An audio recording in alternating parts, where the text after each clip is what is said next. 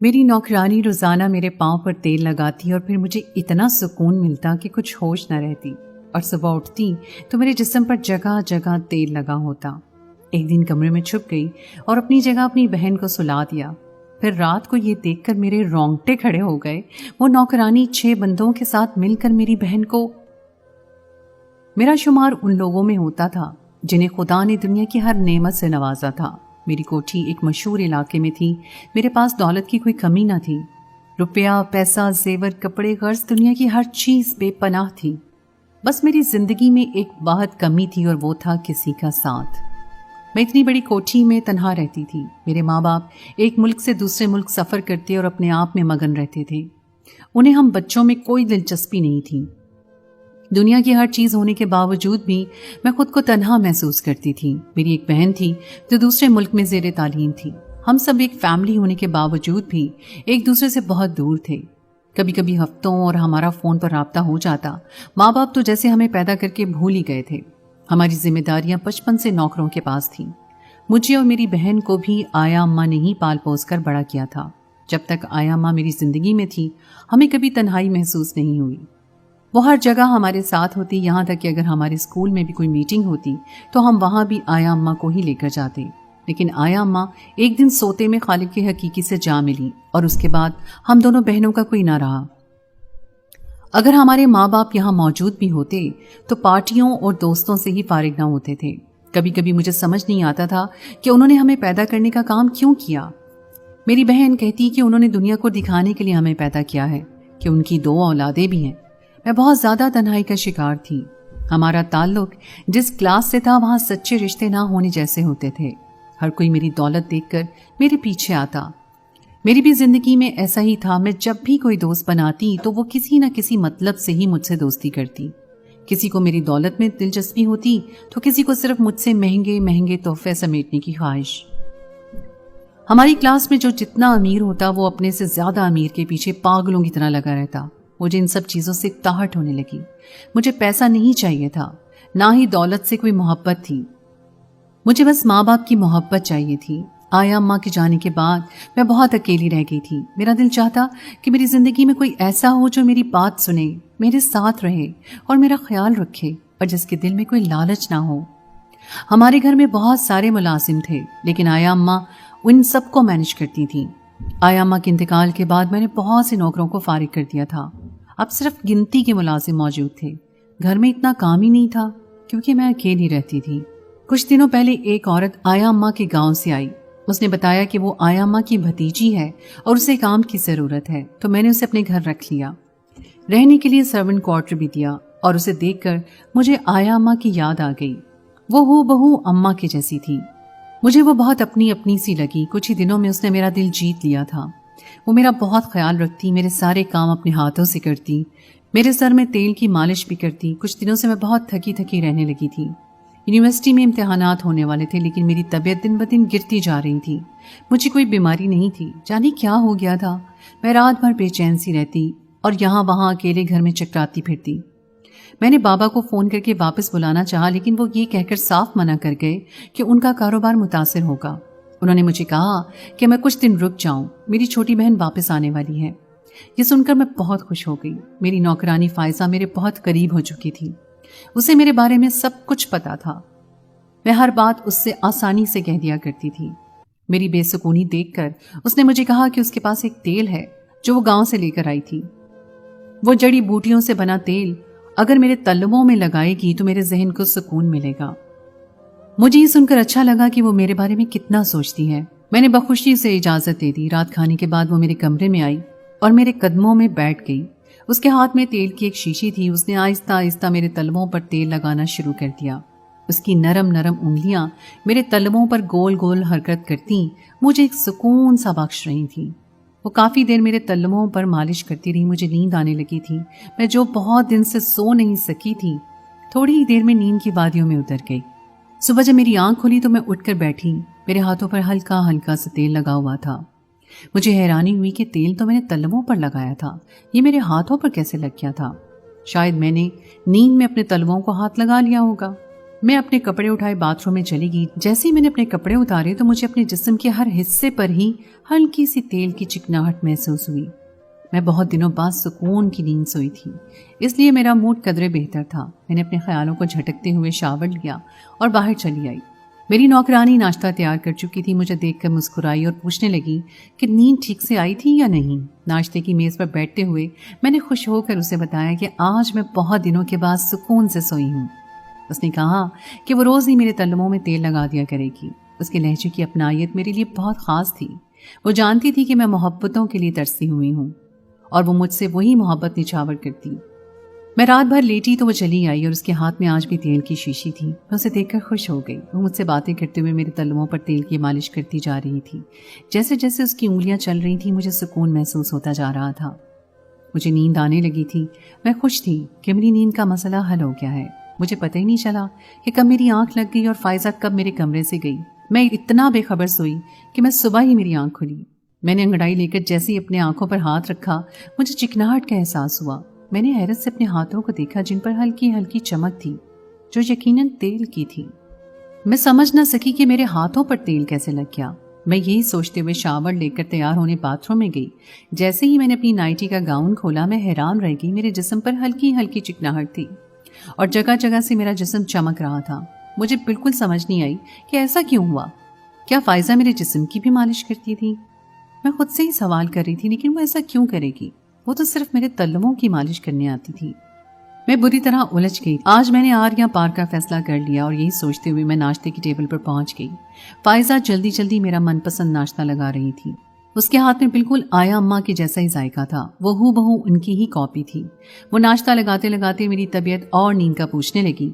वो बिल्कुल आया अम्मा की तरह मेरी फिक्र करती थी। मैं उससे पूछते पूछते रुक गई। समझ न आया कि क्या पूछूं और कैसे पूछूं। उसे लगेगा मैं उस पर शक कर रही हूँ। अगर वो बुरा मान गई तो शायद मैं ज्यादा ही सोच रही थी। मैंने उससे कुछ भी पूछने का इरादा तर्क कर दिया। मैं यूनिवर्सिटी चली आई। मेरे इम्तिहानात शुरू हो गए थे। मैं बहुत मसरूफ हो गई थी। सारे दिन में रात वाला किस्सा मुकम्मल तौर पर मैं भूल चुकी थी। बाबा का मैसेज भी आया था। मेरी बहन आज रात घर वापस आ रही थी। मैं बहुत खुश थी। मैं और मेरी बहन जुड़वा थी। हम दोनों एक जैसी नजर आती थी। मैं जब घर वापस आई तो फायजा रात का खाना बनाने में मसरूफ थी। मैंने सोचा कि उसे मोमो के आने के बारे में बता देती हूँ। जैसे ही मैं किचन में गई फायजा मुझे सलाम करती कहने लगी कि बीबी जी आज मैं आपकी अच्छे से मालिश करूंगी। देखिएगा आपको इतना सुकून मिलेगा कि आप बिल्कुल अच्छा पर्चा देकर आएंगी कल। उसकी बात सुनकर मैं खामोश हो गई। मेरे दिमाग में एक आइडिया आया था, वो ये जानने का कि हकीकत क्या है। मैं फायजा को किचन में 2-4 काम और लगाकर चुपके से घर से बाहर निकल आई। मेरी बहन आ चुकी थी। बस वो अंदर आने ही वाली थी कि मैंने उसे बाहर रोक लिया और कहा कि वो अंदर जाकर मेरी एक्टिंग करे। मैं फायजा को तंग करना चाहती हूँ। मैंने उसे पूरी बात ना बताई और वो मान गई। मैंने उसे कहा कि सुबह उठकर उसे बताएंगे। मेरी बहन ने मुझसे फायजा जैसी मेरी नौकरानी के बारे में सुन रखा था, उसलिए वो राजी हो गई। मैं घर में पिछली तरफ से दाखिल होकर अपने ही कमरे में छुप गई। अपनी बहन का सामान मैंने एक कमरे में छुपा दिया। मेरी बहन सामने के दरवाजे से दाखिल हुई। अब वो पूरी तरह मेरी जगह ले चुकी थी और मेरी नौकरानी को इसकी भिनक तक न हुई थी। मेरी बहन ने मेरी जगह लेकर खाना खाया और कमरे में आ गई। पीछे पीछे ही नौकरानी फायजा तेल की बोतल लिए मालिश करने चली आई। वो खुद ही मेरी बहन को किस्से सुनाती जा रही थी और वो तेल की मालिश करती जा रही थी। थोड़ी देर में मैंने देखा कि मेरी बहन उसकी बातें सुनते सुनते गहरी नींद सो गई। मेरी नौकरानी ने उठकर एक छोटी लाइट जलाई और बाकी लाइटें बंद करके कमरे से निकल गई। जाते जाते वो दरवाज़ा भी बंद कर गई। मैं थोड़ी देर यूं ही अलमारी में छुपी रही। जब कोई आहट ना हुई और कुछ भी अनोखा ना हुआ तो मुझे खुद पर गुस्सा आया कि मैंने उस बेचारी नौकरानी पर बिला वजह शक किया और खुद भी यूं गर्मी में 2 घंटे से अलमारी में बैठकर ख्वार हुई। मैं अलमारी से निकलने ही वाली थी कि कमरे का दरवाज़ा खुला और मैं सांस रोक के देख रही थी कि कमरे में हल्की हल्की सी रोशनी थी। मेरी नौकरानी 6 आदमियों के हमरा कमरे में दाखिल हुई थी। मेरी बहन गहरी नींद सो रही थी। मेरी नौकरानी और उसके साथ आने वाले आदमियों ने मेरी बहन का गाउन खोला जो मेरा था और फायजा से तेल लेकर आहिस्ता आहिस्ता से उसके जिस्म पर तेल मलना शुरू कर दिया। देखते ही देखते वो आदमी मेरी बहन के पूरे जिस्म पर तेल मलने लगे थे। मैं दंग रह गई थी कि ये सब क्या हो रहा है। फायजा यानी मेरी नौकरानी पीछे खड़े होकर आराम से देख रही थी और वो आदमी जरा जरा सा तेल लेते और हल्के हल्के से मेरी बहन की मालिश करते। पूरे 2 घंटे ये सिलसिला जारी रहा। मुझे हैरत इस बात की हुई कि इतना कुछ होने पर भी मेरी बहन की आंख ना खुली और वो पहले की तरह बेखबर सोती रही। 2 घंटे के बाद वो सब चले गए और दरवाज़ा बंद कर गए। میرے ہوش اڑ چکے تھے کہ کیا اتنے دنوں سے میرے ساتھ یہ سب کچھ ہو رہا تھا. مجھے کچھ سمجھ نہیں آ رہا تھا. مجھے تو جیسے صدمہ لگ گیا تھا. میں خواب میں بھی یہ نہیں سوچ سکتی تھی کہ میری نوکرانی جس پر میں نے اتنا بھروسہ کیا، جسے میں نے اپنی ہر بات شیئر کی، وہ میرے ساتھ ایسا بھی کچھ کر سکتی ہے.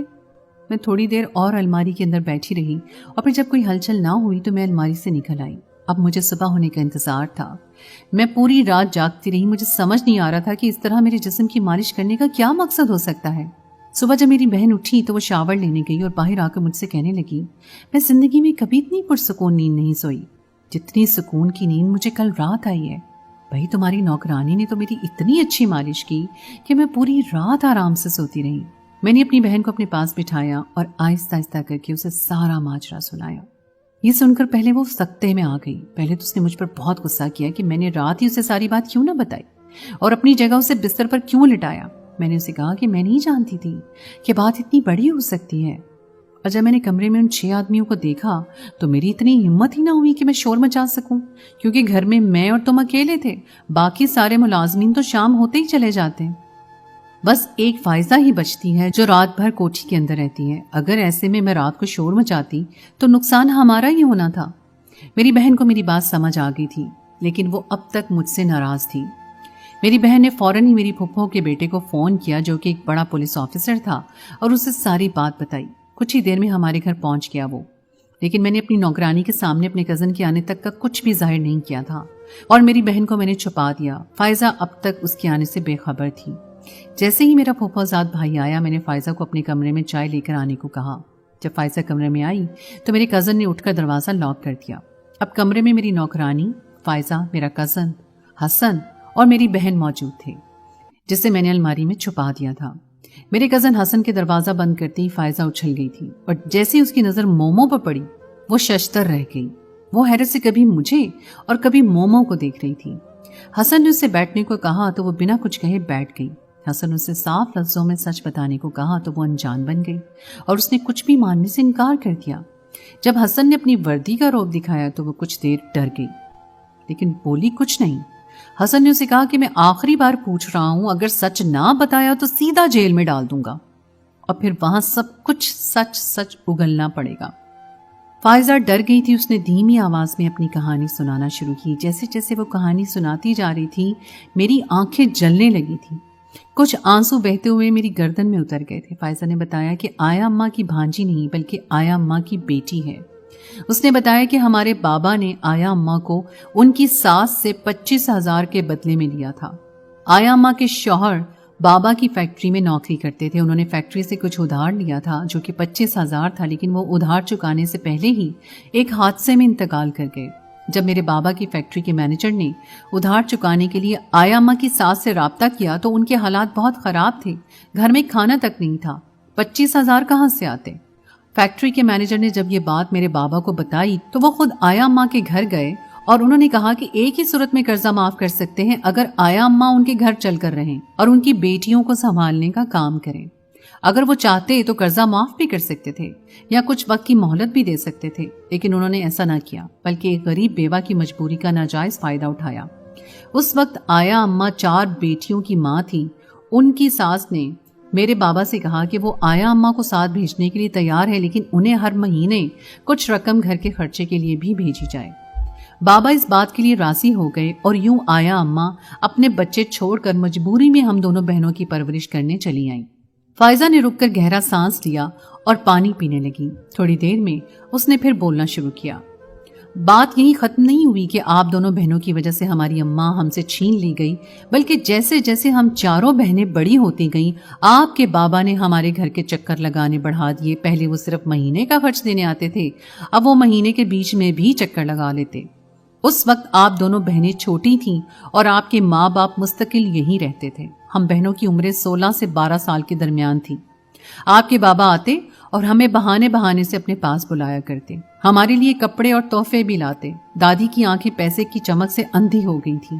وہ آپ کے بابا کے ساتھ ہم چاروں بہنوں کو کمرے میں بٹھا دیتی اور خود محلے بھر کی خبریں لینے چلی جاتی.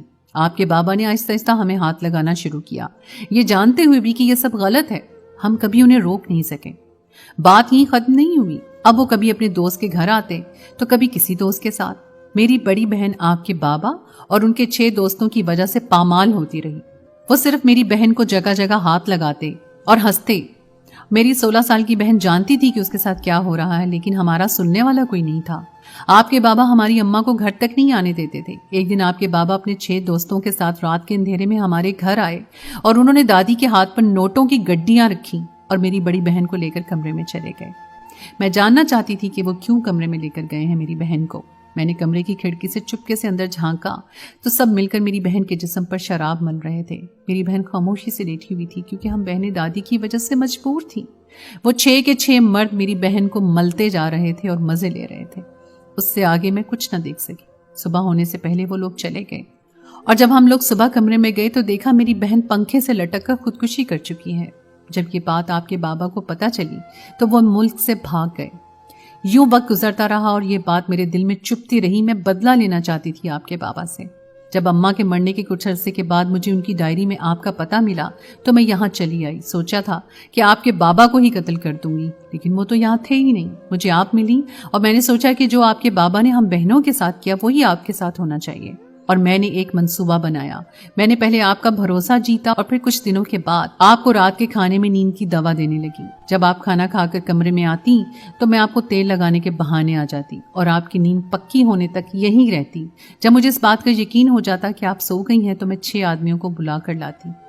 ये 6 आदमी मेरे गांव के ही जानने वाले हैं, जिन्हें सारी हकीकत मालूम है। और यूं जितना मैंने अपनी बहन को पामाल होते देखा, हर रात आपको भी उतना ही पामाल करवाया। आपके बाबा ने शराब से मेरी बहन के जिस्म को मसला था, मैंने उसकी जगह तेल इस्तेमाल किया और हर रात आपको बेआबरू होता देखकर मुझे सुकून मिलता था और मैं यूं सारी जिंदगी आपसे बदला लेना चाहती थी।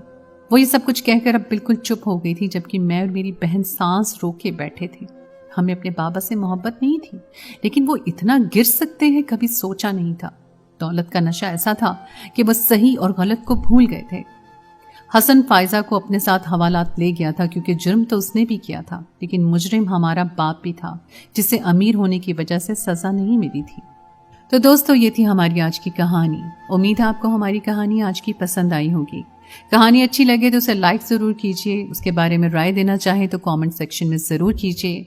हमारे चैनल मेरी आवाज को सब्सक्राइब जरूर कीजिए और साथ ही लगे बेल के बटन को भी प्रेस कीजिए ताकि आपको हमारी आइंदा आने वाली स्टोरीज का बर वक्त नोटिफिकेशन मिलता रहे। इसके साथ ही मुझे इजाजत दें। अल्लाह हाफिज।